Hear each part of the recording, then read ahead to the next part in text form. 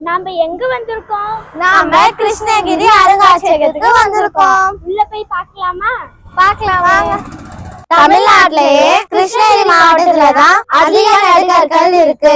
அது போலவே நம்ம கிருஷ்ணகிரி மாவட்ட அருங்காட்சியகத்துல அதிக நடுகற்கள் இருக்கு.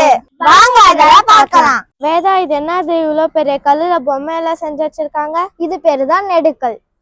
நடுக்கல்னா என்ன?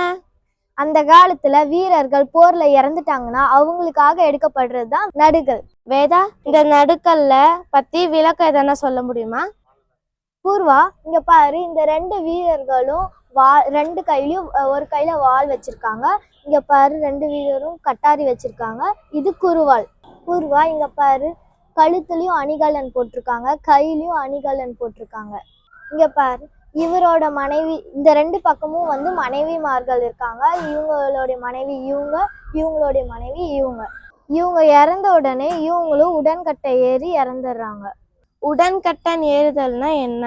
வீரர்கள் இறந்தாங்கன்னா அவங்க மேல விறகு கட்டைகளை அடுக்கி அவங்கள எரி விடும் போது வீரர்களோட மனைவியும் அதுல குதிச்சு இறந்துடுவாங்க. அதுதான் உடன்கட்டை ஏறுதல். இப்ப கூட இந்த பழக்கம் இருக்கா? இல்ல, இந்த பழக்கத்தை தடை செஞ்சிட்டாங்க. யார் தடை செஞ்சது? இதை தடை செஞ்சதுக்கு பாடுபட்டது ராஜாராம் மோகன் ராய். 1829ல வில்லியம் பெண்டிங் பிரபு சட்டம் ஏற்றி இதை தடுத்தாங்க. இந்த நடுகள் வந்து எவ்வளவு பழசு? இது 400 ஆண்டுகள் பழமையானது. இது விஜயநகர காலத்துல. இதை எங்கிருந்து எடுத்துட்டு வந்தாங்க? கிருஷ்ணகிரி மாவட்ட ஆட்சியர் உதவியால சென்னசந்திரத்துல இருந்து எடுத்துட்டு வந்து அருங்காட்சியகத்துல ஒப்படைச்சாங்க. என்னம்மா, இந்த நடுகளை பத்தி தெரிஞ்சிச்சா? இந்த நடுகளை பத்தி எனக்கு நல்லாவே தெரிஞ்சிச்சு. ரொம்ப நன்றி. மாணவி கே வேதாஸ்ரீ, மாணவி ஏ அபிநயா, மாணவி எம் பூர்வா.